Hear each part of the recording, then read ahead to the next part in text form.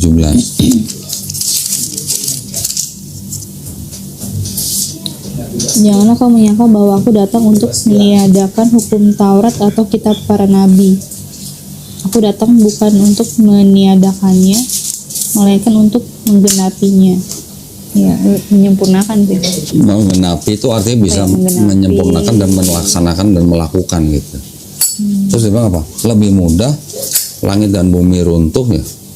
Karena aku berkata kepadamu, sesungguhnya selama belum melenyap langit dan bumi ini, satu iota atau satu titik pun tidak akan ditiadakan dari hukum Taurat. Berarti Yesus meniadakan hukum Taurat apa menghilangkannya? Inna ad-dina 'inda Allahil Islam.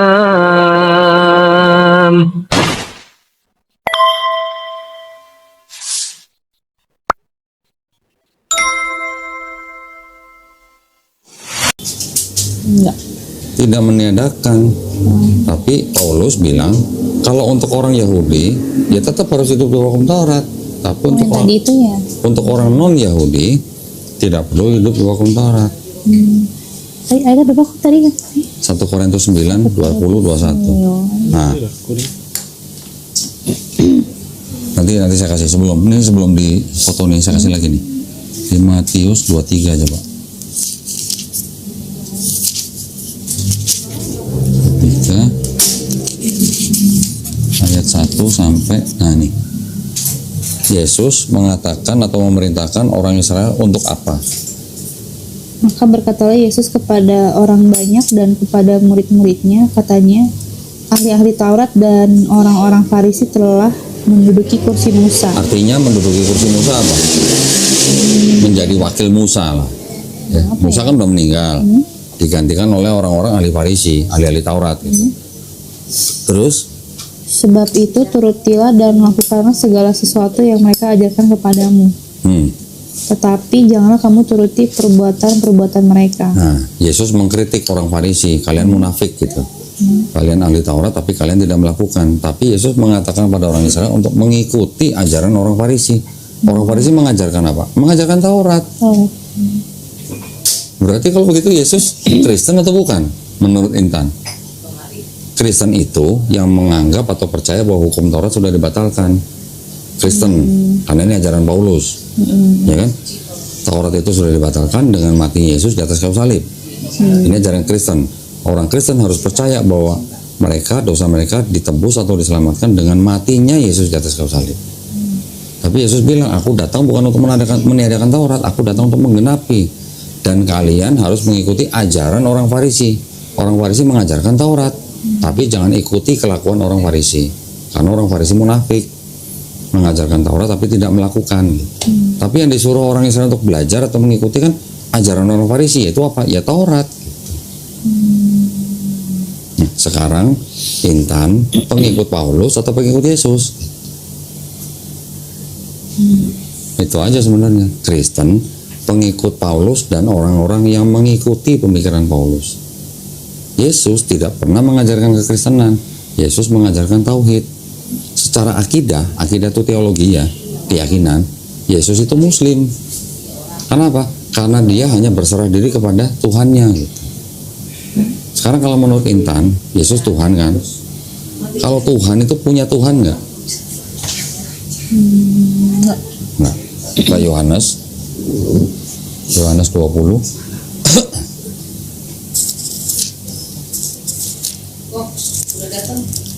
Tolong jemput Tori. Wah. Ini kopinya. Suruh masuk. Atau lu yang jemput? Lu yang jemput emang? Cewek ya? Cewek, soalnya yang datang cewek katanya. Ya udah tolong jemput aja. Yesus bilang apa? Ayat 17.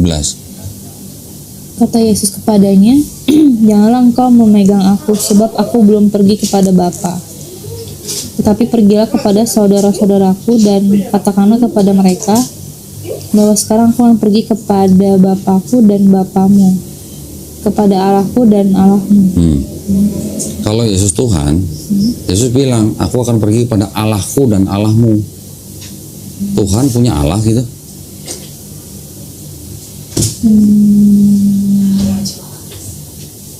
Allahku kan berarti kan Tuhannya Yesus nih berarti. Lebih kayak dua sosok berbeda sih kok menurut aku. Nah, kalau dua sosok berbeda, apakah Yesus pantas disebut sebagai setara dengan Bapa? Yohanes 17 ayat 3 coba. 17 ayat 3. 17:3. Inilah hidup yang kekal. Hidup kekal maksudnya apa? Hidup di akhirat kan berarti kan? Entah sorga atau neraka itu kan? Itu yang namanya hidup kekal kan? Apa? Untuk mengenal siapa? Yaitu bahwa mereka mengenal Engkau, Engkau siapa? Allah Tuhan, Bapa berarti kan? Sebagai apa? satu-satunya Allah yang benar. Satu-satunya Allah yang benar. Yesus salah bukan?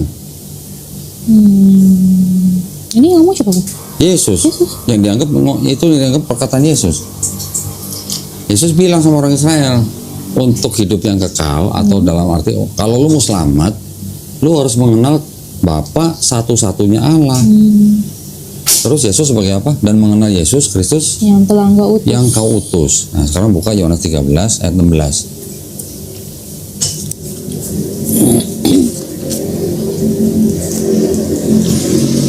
Apa katanya?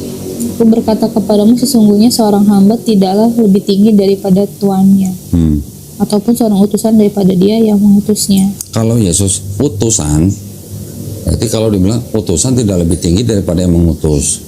Berarti Yesus kan tidak setara dengan Bapa. Ya kan? Sebenarnya Paulus juga nggak salah amat sih sebenarnya sih.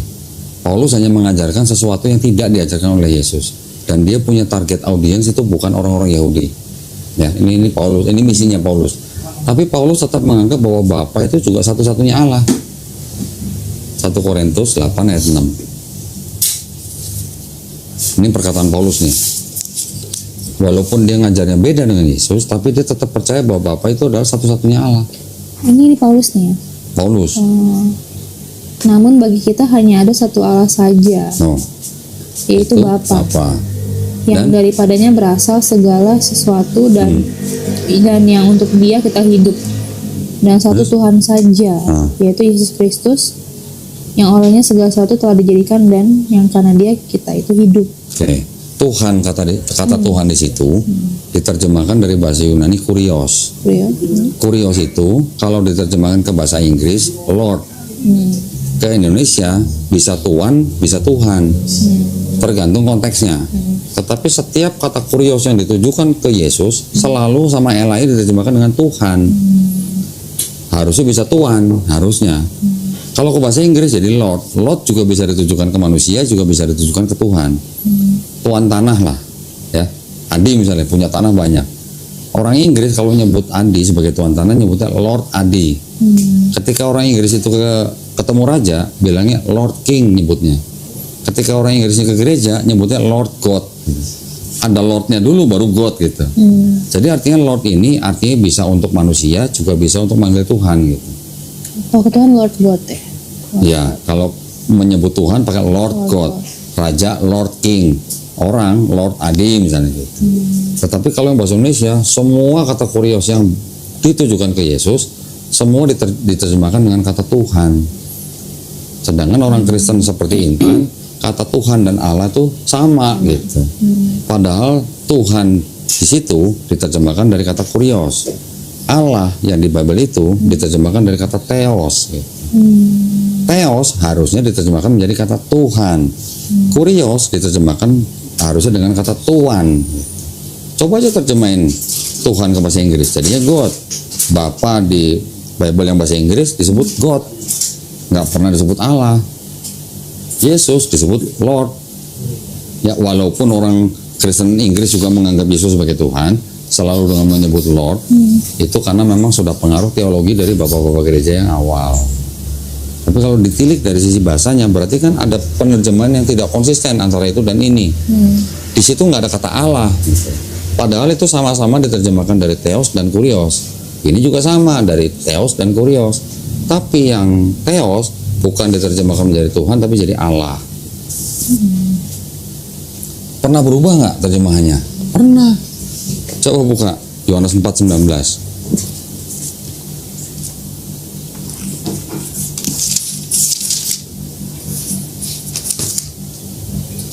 Apa ini? Kata perempuan itu kepadanya, Tuhan, nyata sekarang padaku bahwa engkau seorang nabi. Tuhan ya. Nih. TB2. Ini juga LAI. TB2 ya. Iya, TB2. Nanti saya juga punya yang lain nih di sini. Oh, yang Tuhan itu. Ya, coba apa itu isinya? Kata perempuan itu kepadanya, Tuhan, nyata sekarang padaku bahwa engkau seorang nabi. Kalau ini apa? Ini juga LAI juga. Tahun 2011 nih. Kata perempuan itu kepadanya, ya Tuhan, tentunya engkau adalah seorang nabi. Tuhan apa Tuhan? Tuhan. Beda nggak Tuhan sama Tuhan? Beda. Sekarang, zaman sekarang, kata Tuhan dan kata Tuhan tuh maknanya berbeda. Zaman dulu, zaman bahasa Indonesia belum sempurna seperti sekarang. Dulu Tuhan dan Tuhan itu sama. Seperti kata embus dan hembus gitu, sama. Tapi makin kesini, LAI selalu menerjemahkan untuk Yesus selalu dengan kata Tuhan. Itu adalah ada misi teologi dari LAI-nya untuk meyakinkan orang Kristen jemaat bahwa Yesus adalah Tuhan. Bible yang versi lain selain LAI ada nggak yang begitu? Ada. Mau tahu nggak siapa yang pertama jadi model Yesus? Iya. Leonardo da Vinci. Ini kan gambarnya, sorry. Nah ini kan, Oh, itu yang ini yang jadi anak pop itu. iya anak pop. Iya, iya. Dia disebutnya anak haram. Karena kan pop nggak boleh nikah, bisa punya anak ini. Berarti kan ini Kalau anak salah haram. juga dia agak-agak kontradiktif ya, apa? Sempat bikin kasus atau apa ya anak ini ya? Dia seorang bandel gay. ya. Oke. Gay. Oh. Jadi model Yesus pertama itu anak paus, anak haram paus yang gay. Ini ada Bible-nya. Iya iya. Aku mengakui pas aku baca ini, aduh kok bener-bener mirip plek-plek gitu kan. Cesare Borgia. Iya. Tapi sebenarnya Yesus tuh mukanya kayak gitu nggak? Ya enggak lah. Seperti yang Ada disasar. yang sudah pernah mencoba merekonstruksi mukanya Yesus ya. Yang dari itu kok kain turin tuh. Kain turun itu hoax. Hoax ya? Nah, itu dari abad 14. Bikin lagi. Ini sekarang kan teknologi tadi ya, penasaran kan? Teknologi Nih, AI maksudnya. oh video. Konstruksi gimana? Nih, ada yang mencoba merekonstruksi muka Yesus nih Iya. berdasarkan budaya, tradisi, sejarah seperti ini. Kayak orang Arab kan ya. Lah memang dia kan Palestina, Ya, dia kayak orang orang Arab. Yahudi. Kalau yang disalib kan beda jauh. Sekarang Mas, kita melihat orang Yahudi yang di Palestina dengan orang Arab yang di Palestina hampir nggak ada bedanya. Lu ngeliat aja sih. Lu WA Yana dulu. Cewek kalau ngeliat coklat begitu ya, matanya sampai hijau tuh liat mata itu.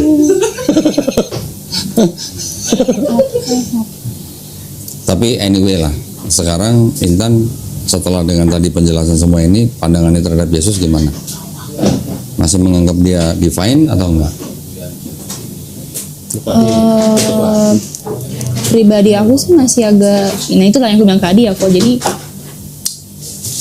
untuk apa ya, menggantikan keimanan aku, maksudnya aku tetap, aku jujur aja aku sempat dengar Kodoni dan aku kayak agak iya bener gitu, dan aku sempat bilang ke Adi aku kayak di tengah-tengah gitu. Oke, berarti sekarang gini aja. Cuma Berarti Intan sekarang masih merasa bahwa Jesus itu masih ada divine-nya gitu lah ya. Masih ada sisi ilahinya. tapi aku bisa menerima dan mengakui bener ini kayak fakta-fakta kayak Tuhan itu bener, dan Oke. itu sesuatu yang ya bisa dibilang sedikit mengecewakan. Oke, Ya. itu kan hanya masalah bahasa lah. Itu memang di baliknya memang ada misi-misi teologi tertentu gitu lah ya. Dari yang menerbitkan. Tapi berarti kalau begitu kan Intan masih cinta dong sama Yesus dong. Ya kan? Sebagai Tuhan dan Juru Selamat Intan gitu kan, pribadi gitu kan. Karena agama Kristen kan ini sebenarnya untuk pribadi, bukan untuk semua masyarakat gitu. Sekarang kalau Intan dikasih kesempatan bisa melihat Yesus sebelum disalib, Intan bakal nolongin Yesus supaya nggak disalib atau bantu tentara Romawi nyalib Yesus? Ya, aku pernah dengar sih. Yang mana? Ini hanya pertanyaan awal nih. Nanti belakangnya lebih. Tapi aku udah dengar. Kalau melihat tujuannya ya harus bisa. Sebagai orang Kristen, Yesus harus mati di atas kayu salib, betul kan? Kalau dia nggak mati, berarti bukan Kristen. Kalau nggak percaya itu menebus dosa orang Kristen. Tapi kalau menolong karena cinta Yesus, ditolong nggak disalib kan nggak ada penebusan dosa. Tapi karena sebagai orang Kristen harus percaya bahwa Yesus sudah mati di atas kayu salib untuk menebus dosa si Intan. Intan mau nggak mau kan kalau ngeliat Yesus mau disalib harus diem aja atau bantu tentara Romawi nyalib Yesus kan? Itu logikanya kan begitu, nyambungnya kan begitu. Tetapi sekarang berarti tentara Romawi yang nyalib Yesus, Pontius Pilatus yang nyuruh tentara Romawi, imam Yahudi yang menyerahkan ke Pontius Pilatus, Judas Iskariot yang menyerahkan ke imam Yahudi, dan iblis yang membisiki Judas Iskariot, itu semuanya berjasa apa berdosa buat Intan? Berjasa. Masuk surga masuk neraka itu? Surga. Mau satu surga sama iblis? Iblis nih. Paham bang. Aku pernah nonton ini. Ini sebuah logika, cuma logika aja. Bukan berjasa sih, lebih kayak udah dinubuatin, udah Nubuatin digarisin seperti itu. Kalau bicara nubuat, balik lagi kitabnya orang Yahudi itu, nubuatnya kan diambil dari situ. Menurut yang bikin kitab, nggak ada nubuat buat Yesus. Yang klaim ada nubuat buat Yesus kan Kristen, dengan melalui kitab yang tadi Septuaginta. Karena terjemahannya sudah dirubah-ubah. Orang Kristen masuk ke dalam alam bawah sadarnya bahwa Yesus sudah dinubuatkan di Perjanjian Lama. Padahal Perjanjian Lama itu punyanya orang Yahudi. Orang Yahudi bilang nggak ada satupun nubuat buat Yesus. Saya buktiin ya, saya buktiin. Kan paling sering mendengar Yesus disebut Raja Damai, Penasihat Ajaib, Allah Perkasa, Bapa Kekal. Pernah dengar kan? Di gereja pasti ada khotbah begitu kan? Itu diambil dari mana? Dari Yesaya 9 ayat 6. Atau bahkan pernah disebutkan Yesus disebut Immanuel. Itu diambil dari Yesaya 7:14. Saya buktiin ya. Ini kitab orang Yahudi nih.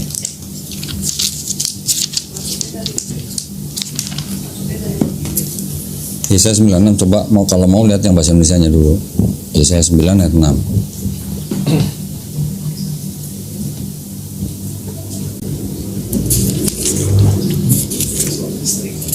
Calon. Ono ego sampe niku. Ada aja sampe. Memang calon kan? Tanya lah. Coba. Sebab itu Tuhan tidak bersukacita karena teruna-teruna mereka. Yesaya 9 ayat 6. Oh ya, besar kekuasaannya dan damai sejahtera tidak akan berkesudahan di atas tahta Daud. Ayat 5 coba ayat 5. Sebab seorang anak telah untuk itu, kita. sebab seorang anak. Seorang putra telah diberikan untuk kita. Lambang pemerintahan ada di atas bahunya. Dan namanya disebutkan orang penasihat ajaib, Allah yang perkasa, Bapa yang kekal, Raja damai. Sekarang bahasa Inggrisnya nih. Ini terjemahan bahasa Inggris, yang terjemahan juga orang Yahudi. Diterjemahkan dari teks aslinya bahasa Yahudi, bahasa Ibrani. Ini apa? Kitab apa nih? Oh, kitab tanah. Tanah. Ini kitabnya orang Yahudi. For a child has been born to us, a son has been given to us, and the dominion will rest on his shoulder. Yes. The wondrous advisor, mighty God, eternal Father, called Hezekiah, Raja Hizkia. named Salom, Prince of Peace. Jadi beda. Nah, sekarang beda, bandingkan dengan penerjemahannya bahasa Inggris ya. Ini supaya yakin sendiri nih. Siapa? Intan nih. Jangan nanti hanya berdasarkan perkataan saya nih.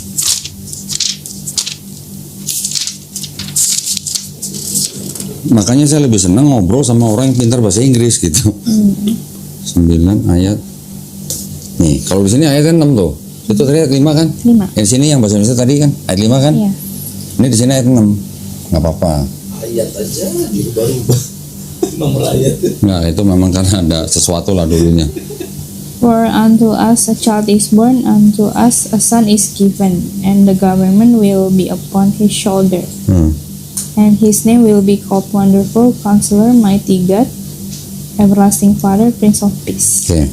Karena Intan bisa bahasa Inggris, saya minta tolong Intan baca yang terjemahan tadi bahasa yang dari orang Yahudi sama terjemahannya orang Kristen. Saya minta Intan bisa nggak menemukan perbedaannya. Kalau yang di sini yang Kristen, for unto us a child is born, artinya dengan yang ini sama. For a child has been born to us, ya. Unto us a son is given. Di sini ada juga a son has been given to us. Sama artinya. And the government will be upon his shoulder. Di sini and the dominion will rest on his shoulder. Sama. Oke. Perhatikan di sini. Sini ada titik nggak? Koma titik ya. Titik koma ya. Di sini apa? Setelah shoulder. Titik. And his name. His name nih nama siapa? Ya, yang Kristen menyebutnya ke arah Yesus. Yesus. Berarti Ini bukan. and his name ini artinya anak itu ya kan akan diberi nama Wonderful Counselor, Mighty God, Everlasting Father, Prince of Peace.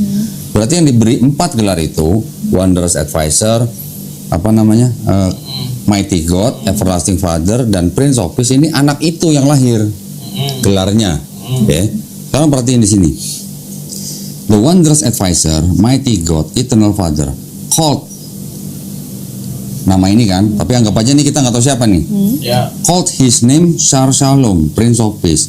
Perbedaannya adalah ini ada Tuhan yang Maha Esa, ini ada Raja Hezekia atau orang siapalah, tanda tanya lah. Ini ada Tuhan, ada manusia, siapa nih? Ya. Yang disebut dengan Wondrous Advisor, kemudian apa namanya, Mighty God dan Eternal Father. Ini yang Bapa ini, Tuhan ini, ya. Menyebut orang ini, manusia ini dengan sebutan Prince of Peace. Kalau yang di Yahudi, Alaihissalam. orang ini ditafsirkan oleh orang Yahudi, ini Raja Hezekia. Raja Hezekia ini yang pernah menjadi raja yang membawa kedamaian buat bangsa Israel. Ya. Ya. Jadi perbedaannya adalah yang disebut dengan Wondrous Advisor, Mighty God, Eternal Father, ini Tuhan yang Maha Esa. Ya. Menyebut orang ini dengan sebutan Shar Shalom atau Prince of Peace. Tapi kalau yang di sini anak yang mau lahir ini akan disebut Wondrous Advisor, Eternal Father, Mighty God, dan Prince of Peace. Tahu bedanya? Titik komanya itu. Titik komanya ya. Tanda baca doang ya. Anda baca. Kalau di bahasa Ibrani kan nggak ada tanda baca, Iya. nggak ada titik koma. Iya. Tapi ini di titik komain. Ya. Jadi Bedanya di situ. peluk itu dituhankan, ini Yang ini, menyebut Ezekiel. ini yang dituhankan, Iya, yang iya. itu Tuhan yang Maha Esa, yang penasihat ajaib, Tuhan yang Allah yang perkasa, Bapa yang kekal, menyebut memuji Ezekiel. orang itu sebagai Shar Shalom. Alaihissalam. Boleh foto kok? Perbandingan itu. Loh, ya foto aja. Emang bahasa Ibrani nggak ada titik koma? Nggak ada. Los gitu ya? Nggak ada bahasa Ibrani, bahasa Yunani, bahasa Aramaik, bahasa Arab. Mana ada titik koma? Arab bukannya ada ya titik ya? Kameramen Itu belakangan. Di bahasa sebelumnya Arab. nggak ada? Nggak ada. Yang di bahasa Arab, yang di Quran, ada tanda baca itu udah berapa ratus tahun setelah Nabi nggak ada. Oh ya, kata-kata cold-nya ini ya. Coldnya, Cold iya. itu ya. Kuncinya ada di situ. Cold-nya. Iya, Gue basuhan. Cold. kuncinya ada di situ. Aku pikir cold-nya itu namanya, ya bukan ya. Menyebut. Enggak, yang menyebut itu bukan siapa-siapa selain daripada Tuhan. Tuhan yang Maha Esa, yang bergelar Wondrous Advisor, Mighty God, dan Eternal Father itu yang menyebut anak yang lahir itu sebagai Shar Shalom. Ini satu kalimat ya. Iya. Cold. Iya, kita nggak ngikut tanda baca. Iya. Paham bedanya? Oke. Cold. Udah gitu sama orang Yahudi dikasih nama di sini Hezekiah. Ini adalah Raja Hizkia yang dimaksud di situ. Kenapa? Karena kalau kita membaca ayat-ayat sebelumnya di sini, ini ada kalimat-kalimat yang menggambarkan perjalanan bangsa Israel ketika dipimpin oleh oleh Raja Hizkia. Terus di sini juga ada catatan kaki nih. Nah, ini adalah untuk ayat ini. Coba dibaca tuh. This wondrous salvation took place in the days of the child of Hassas, the righteous king Hezekiah, whom God, the wondrous advisor, mighty God, eternal Dan sampai sini. Nah, eternal Father, called Prince of Peace. nah. Di sini kan jelas-jelas menyebut Raja Hezekia kan? Tapi kalau misionaris membaca inilah bukti bahwa Yesus sudah dinubuatkan karena akan lahir anak yang akan diberi pemerintahan di pundaknya, di mana anak itu akan disebut sebagai penasihat ajaib, Allah yang perkasa, Bapa yang kekal, dan Raja Damai. Kristen yang ngomong gitu, ya kan? Tapi kan penerjemahannya ternyata beda tuh. Itu Yahudi, ini Kristen. Kalau ini whom God ini maksudnya apa Pak? King Hezekiah Coba whom dulu. God. Raja Hezekiah yang dimana Tuhan sang penasihat ajaib, Allah perkasa, Bapa yang kekal menyebutnya Prince of Peace. Penerjemahnya gitu.